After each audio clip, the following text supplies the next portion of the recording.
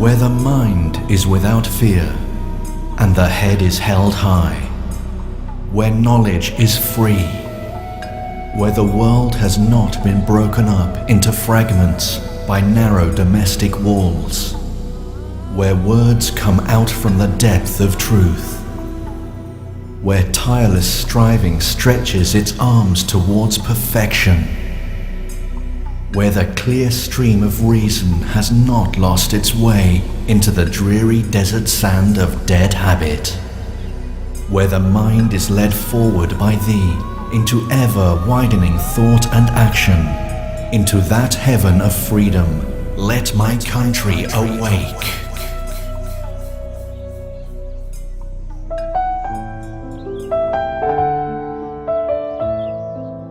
The state of Odisha has a total number of 62 tribals, and purely in terms of percentage, the indigenous tribals form 24% of the entire state's population. Blessed with abundant natural resources, Odisha, like other states, is clearly on a march towards urbanization and industrialization, the old way of life giving way to the modern, and thereby boosting investments and enhancing the standard of life of citizens of the state. Tribals are very peaceful people. They live with the nature, they live with the forest, they live with entire things, with the natural things. All these things are changing and all these things are deteriorating very fast. And these tribals have no education, no amenities, no lifestyle, nothing else. When these problems are going on at the same time, industrialization takes place very fast and people destroying particularly forests. So now their main challenge where they should go, how they will live, how they will have the decent life when the rest of the world are trying for the decent life and these peoples are going from bad to worse. Wealth is concerned, those areas are rich, but the tribals are poor, and their major problem is education and skill development, poverty. They are not the part of the mainstream of development of the state. Because of the historical reasons, they are far behind than the coastal people. But Dr. Samanta, he brought those deprived section of the children from the poorer sections of the tribals to his institute, that Kalinga Institute of Social Sciences. Dr. Ashiota Sامنتا has been at the forefront of one of the most unique initiatives formed to provide upliftment to the tribals and the economically downtrodden, tap into their potential and transform them into productive citizens. The Kalinga Institute of Social Sciences provides top-quality education for the tribals. It is a place where no expense has been spared in terms of equipment, facility and personnel. And the most amazing thing of all is that education is provided free. And it all began with an investment of just 5,000 rupees. When I started this venture with only $100 or 5,000 rupees, I have never thought of that this venture will come to this position so quickly, so nicely. But coming up to this position is a very Herculean task. That when we started in 91-92, both the organization, Kalinga Institute of Industrial Technology, at present it is a very promising professional university with 25,000 students, and Kalinga Institute of Social Science, which has also started. Now it has become the beauty of the entire world with 25,000 poorest of the poor indigenous children. Both the organizations started with 5,000 rupees in 2 rented house.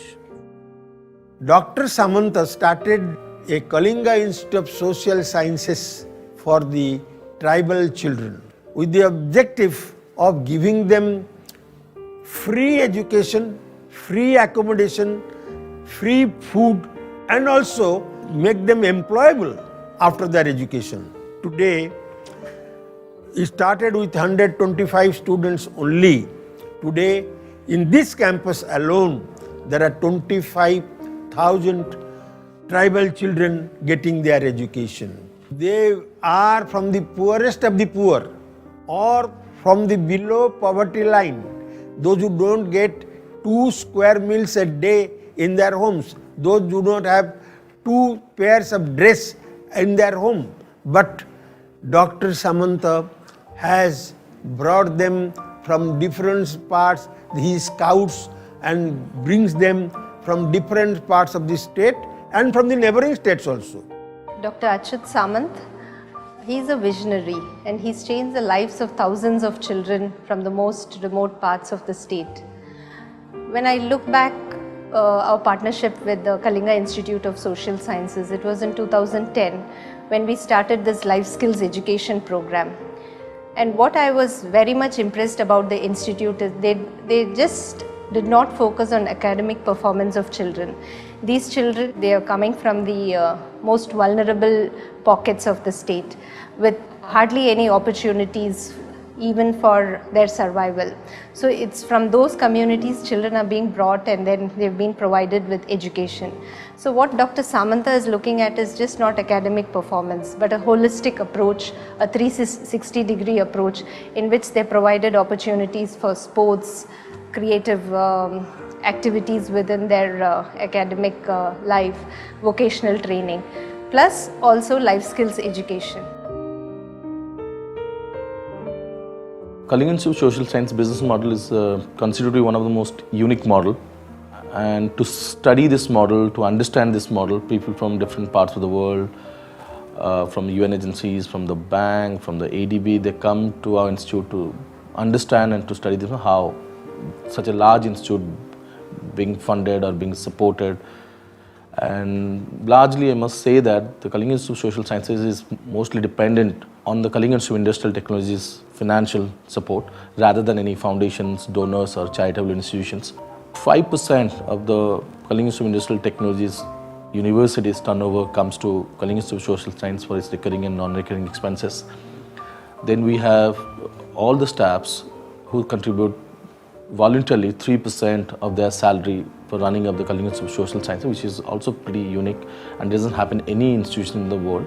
We have 10,000 staffs voluntarily support 3% of the gross salary is a big thing.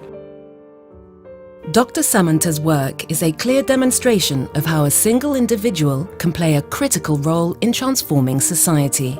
His life has provided inspiration to many, and yet when you look at his past, it is nothing short of a miracle.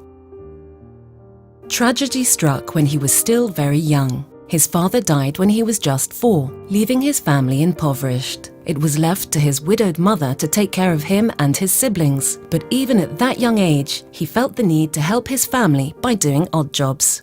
As my father was a very petty worker and very poor man, he had not left anything for all the 8 members' family. Imagine this situation we would have faced in those days in one remote village without anything in the hands. And we had to overcome everything, doing work here and there, every member, all these things. My mother had to also take a lot of odd jobs, working here and there, all these things.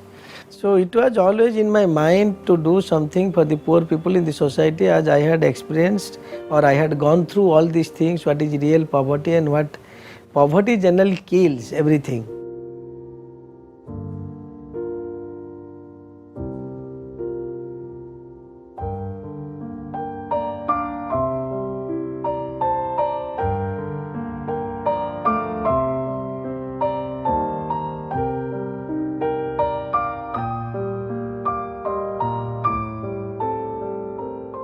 So only it was in my mind to do something good to the society, and I started with a very small thing.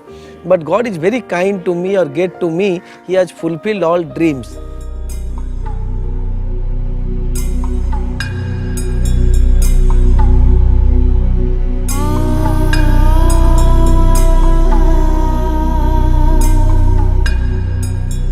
Where tireless striving stretches its arms towards perfection, where the clear stream of reason has not lost its way into the dreary desert sand of dead habit, where the mind is led forward by thee into ever-widening thought and action into that heaven of freedom. My Father, let my country awake. Dr. Samanta's life is also clear evidence of how it only takes one person to change the world.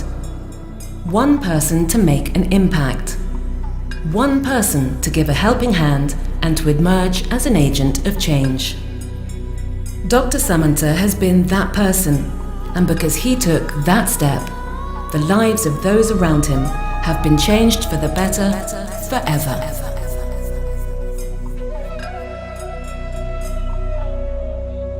Such type of prestigious award would have been conferred on me. I am grateful to Almighty again, and I am grateful to the jury members and also the King and Prime Minister of Bahrain for considering my candidature. And this award is very prestigious, very good, because whatever awards I have got till today, it is the most prestigious and very preferred award.